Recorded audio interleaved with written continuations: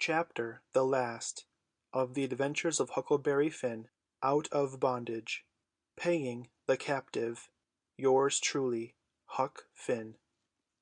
The first time I ketched Tom private, I asked him what was his idea time of the evasion, what it was he planned to do if the evasion worked all right and he managed to set a nigger free that was already free before, and he said what he had planned in his head from the start, if we got Jim out all safe, was for us to run him down the river on the raft, and have adventures plumb to the mouth of the river, and then tell him about his being free, and take him back up home on a steamboat in style, and pay him for his lost time, and write word ahead and get out all the niggers around and have them waltz him into town with a torchlight procession and a brass band, and then he would be a hero, and so would we. But I reckoned it was about as well the way it was.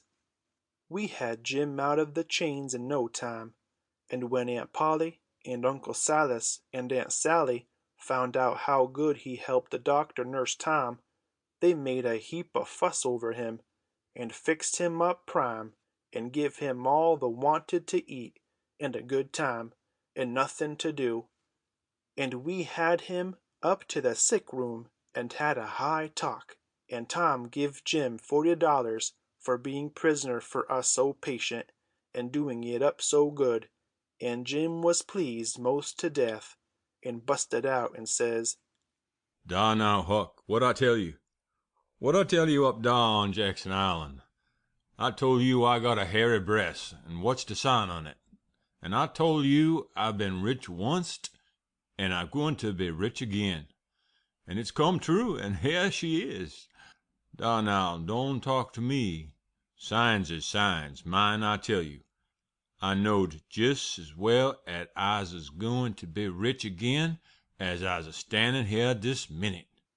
and then Tom he talked along and says, "Let's all three slide out of here one of these nights and get an outfit, and go for howling adventures amongst the Injuns over in the Territory for a couple of weeks or two, and I says all right, that suits me, but I ain't got no money for to buy the outfit, and I reckoned I couldn't get none from home, because it's likely Pap's been back before now, and got it all away from Judge Thatcher and drunk it up."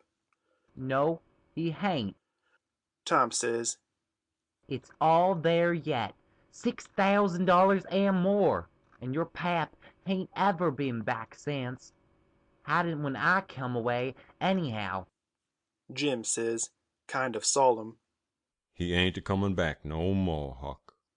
I says, "Why, Jim?" Never mind why, Huck, but he ain't a-comin' back no more.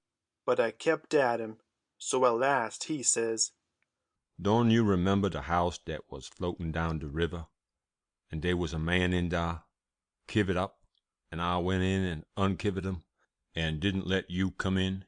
Well, den, you can get your money when you wants it, 'case dat was him."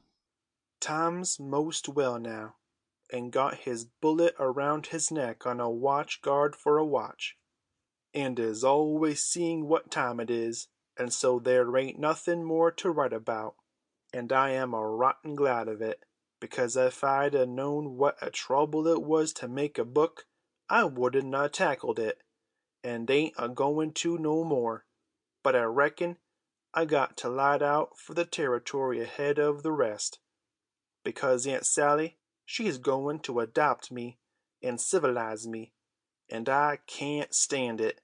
I've been there before. The end. Yours truly, Huck Finn. End of chapter the last. End of the Adventures of Huckleberry Finn by Mark Twain.